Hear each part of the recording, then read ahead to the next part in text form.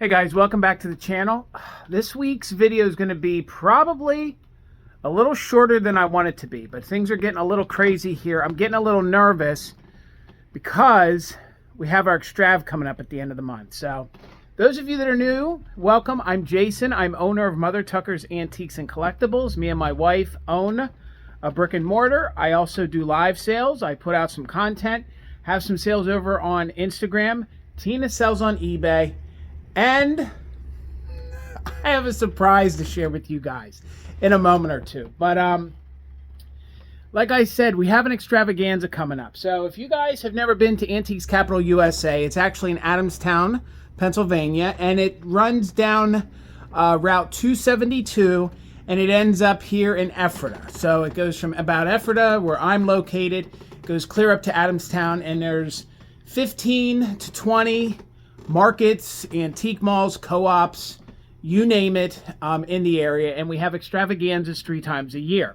So we have one coming up in about 3 weeks, and it's April 24th through the 27th. So if you guys ever come down here to Adamstown and you come into any of the shops, we all hand out these little yellow pamphlets. They always give you the current Extrav dates, and then they also give you directions to all the other shops. So if you make it here to Mother Tucker's, ask us. We'll gladly give you one. We might even mark off some of our favorite shops where we like to go. Just ask us. We gladly will do that. So we have extended hours during that week. We are open an extra day. We open up on Wednesdays that week, and some of the days we stay open later in the evening, sometimes 7 o'clock. We used to stay open till 8, but it dies down now. So but the markets are open. We have Redinger's that opens up. Shups Grove opens up.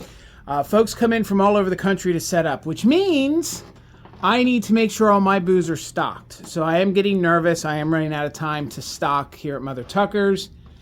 So hopefully I can come up extra time, extra day, come up with it so I can get us fully stocked, because it's a good opportunity to sell and make up for any slow time in the winter. So yeah, I have that going on. So okay, let's get down to it. Today's video is going to be probably, like I said, real quick. A local auction house had some Coca-Cola things, so I purchased some Coke things. So I think I'm going to share them with you. Mother Tucker's not only sells antiques, but we also sell collectibles. And years ago, I used to collect Coca-Cola things, and I bought a lot of things in the 90s. They made a lot of things in the 1990s, and I don't want to call them reproduction, but they were kind of their interpretation of vintage Coke things. So then when me and Tina moved in together, I downsized, and I realized that I really didn't need all of these reproduction or 1990s style Coca-Cola things. So I priced them up, brought them in here to Mother Tucker's, and I've kind of had customers come in ever since that have bought Coke things from us. From the 90s and the vintage things, even if they're from the 20s or the 50s, they buy. If it's Coca-Cola, they love it. So I'm going to share with you what I bought at auction. I actually also bought some advertising pieces. They had some of those, and I actually forgot some at home. But yeah, we're going to get this stuff priced, so I'll share it with you, and then stick around, and I'm going to tell you our big surprise that we're doing. We're doing something new. Like, I need more to do. So hang tight, and I'll explain that to you here near the end of the video. So hold on here. I'm going to pause it, turn you around, and I'll show you what I bought at auction. Hopefully the glare's not too bad. We have a lot of windows here in the front of the shop. Let me get my Diet Coke out of the way. Sit that over here.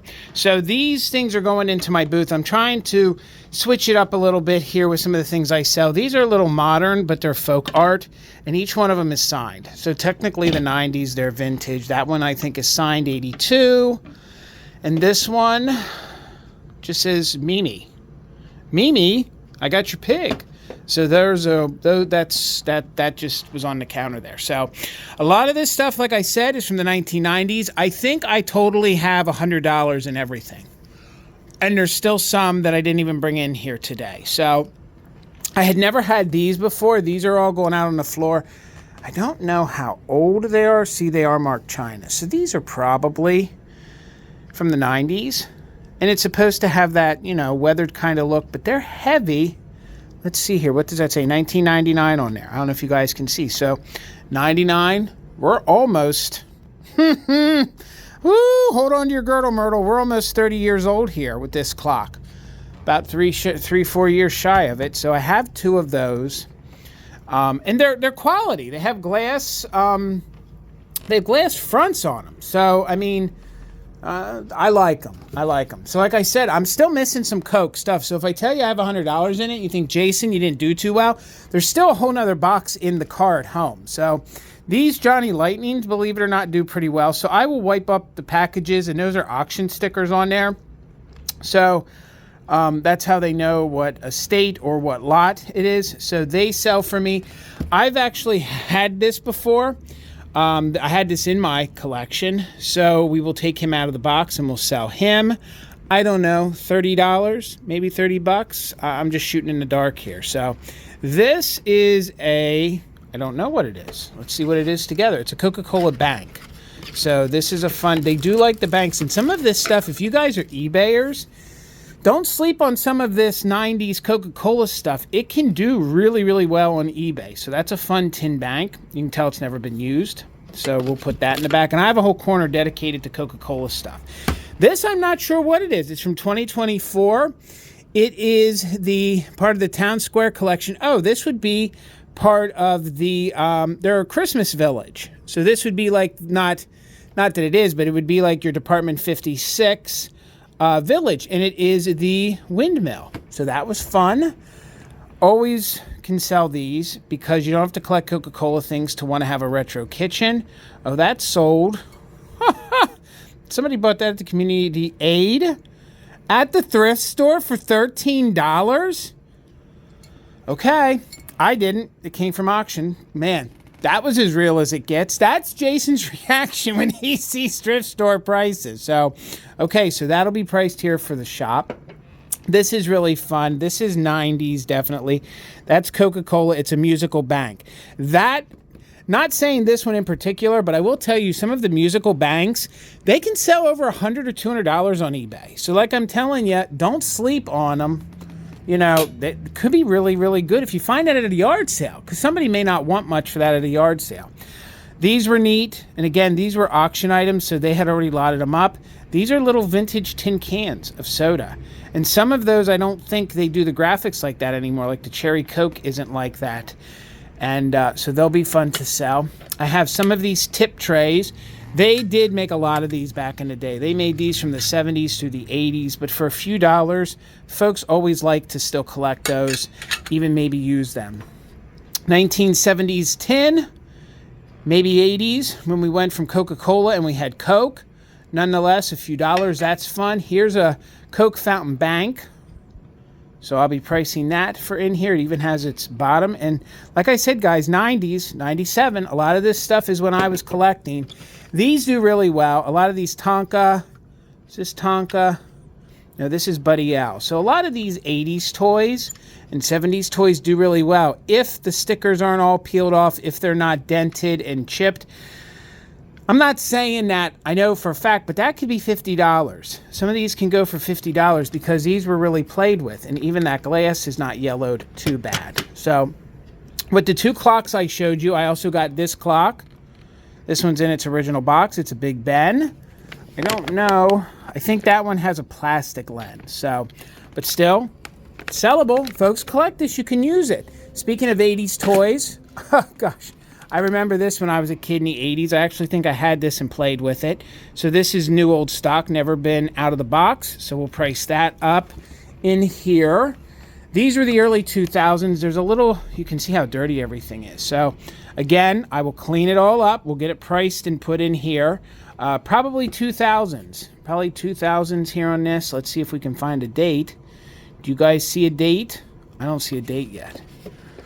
I feel like these are the early 2000s. So we'll price that for in here. This is a really fun, probably sold at Walmart. Walmart was really pumping through, and so was Target, some of the throwback Coca-Cola things in the early 2000s. So that's a napkin holder. This I got for $5, and believe it or not, I'm really excited about this. This is a model kit that was never put together. It's never been opened. It's an 18-wheeler. That could be $50 to $100. Folks love their old model kits. So have some more of these tip trays. Some of these, this is a coaster. And then a few more of these tip trays right here. So we will get them all cleaned up. The polar bear stuff is starting to come back. For a while, nobody wanted it. It was real big in the 90s, but that's coming back. Here, that's a really fun piece. Some of the fellas love to collect some of the die cast. And then we have another fun Coca-Cola cookie jar. So this is just some of the stuff. And then these were part of a lot. So let me be careful here. These are all ceramic Coca-Cola canisters. They were in the one lot. So we're going to price those up each. It looks like somebody wrote 2002. So they would probably be $20 each. And then I got some fun advertising. So this I was really excited. Confectionery cans do really well. And this one will wipe up a little bit, but look at the bubbles on it. It's very, very deco, 1930s. Some of these, looks like they bought it back in the day for 12 bucks. Some of these can be $30 or $60 depending on the graphics and how rare they are. So we're going to price that up in here. Local Hershey, Pennsylvania, an old Hershey's tin. We have the Ideal Cocoa, which is out of Lidditz. Truth be told, they were actually making chocolate in Lancaster and Lidditz well before they were up in Hershey. Actually, Hershey worked for Wilton. Fun facts. And then we have this cocoa tin here, and that's when they were actually saying that it, this could be, well, this actually could be an original. I don't think that's a repop. They did repop this tin, which I don't know if that helped it or hurt it, but it does help promote good health. So some of these things might be going to our new booth as well. So here we have these great, what are these? Snappies? Snappies, a unique crisp delicacy for the cocktail hour. My, oh my. They must have paid $5. So we got that. We don't want to mess these tins up. This looks like we have rifle powder. Somebody messed that up, but there are fellas that'll clean this up, so we'll get a couple dollars out of that. I think this is a local candy tin, and I believe this is not a reproduction. So Sparkling Gems, that's a fun local advertising piece out of Lancaster, Pennsylvania. That'll sell pretty good, even though there's a little wear to it. So let's sit that down there. We got this fun, oh, this is a fun soap tin. So Everybody's Hand Soap. Cleans all hands. Look at that graphic on there. So these are just fun. I'm not able to actually buy advertising tins often because they always go so high. So we have some of the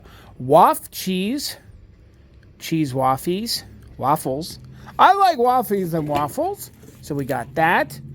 We have what is called Orphan Boy smoking tobacco. So I don't know if that, yeah, that feels like it's original.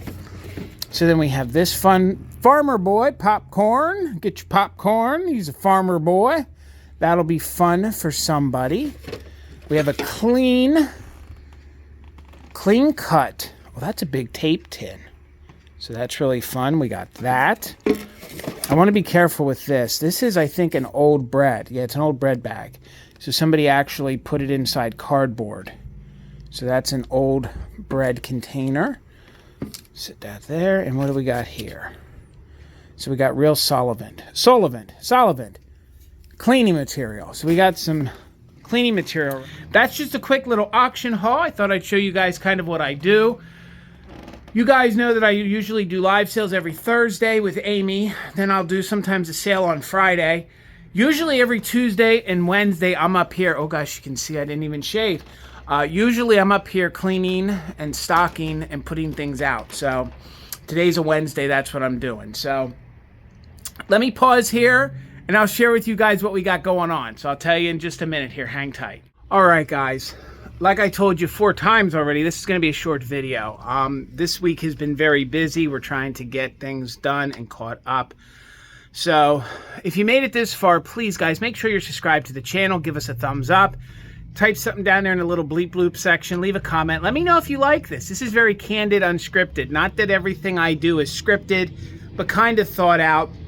This one was just turn the camera on and here we go. So, guys, if you're not familiar, I've been a reseller probably since I was a teenager, you know, with yard sales and things, but then into my 20s, which was the was the early 2000s, late 90s with the start of eBay.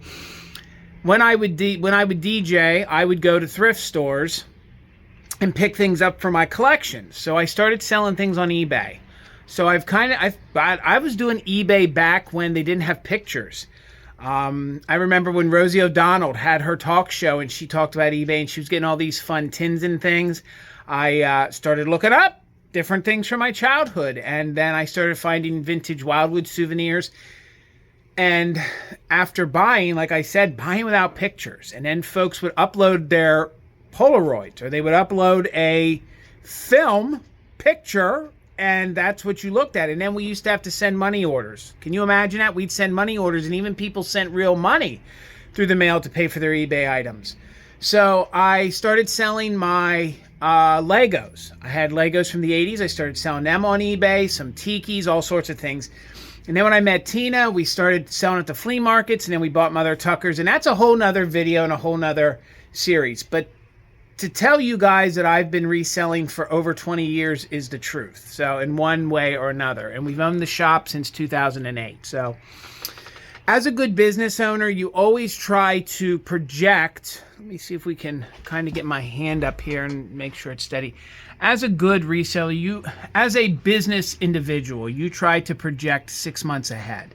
You should always be, in your mind, you should always be 6 months ahead of where you want to be. So about 6 months ago, in the fall, we realized, myself and Tina, that the live sales weren't as profitable as they were. So if you guys are resellers, I'm just going to lay it out here for you.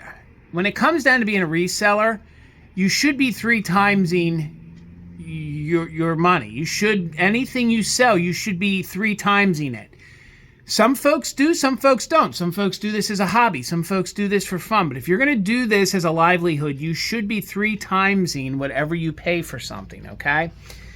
If you're just doubling, you're going to make a profit, but you're not paying yourself. So years I've stood or sat in this shop and talked to my dealers, and I always say you need to 3 times. So what does that mean? If you buy something for $10, you should be getting $30 for it. If you rent a booth for $100 at an antique store, you should be making $300 out of that booth a month. You can average it out over a year. So if you have a slow month where you only do $200 out of that $100 booth, then that next month you should be making that up with your $400. So, and anything over your 3 times, you are really profiting and you're doing really good in this business. So when we first started doing live sales, it was very easy to sell something and 2-3 times your money. So when we bought the shop, it took us a little bit of time, but then we had antique booths in other places because you need to be in other locations.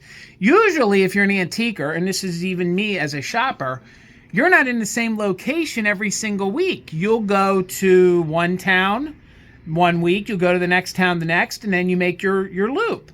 So it's good to have booths in other areas outside of the one that you're in. So we had some down in Strasbourg, and I had one at my friend Jesse's shop. I had a case. He owned space in Lancaster, and it did well. Well, then when we did live sales, I didn't have enough time or enough merchandise to fill our booths either, so we gave them up. No regrets, no regrets. But 6 months ago, we realized the live sales were no longer 3 timesing what we sell something for.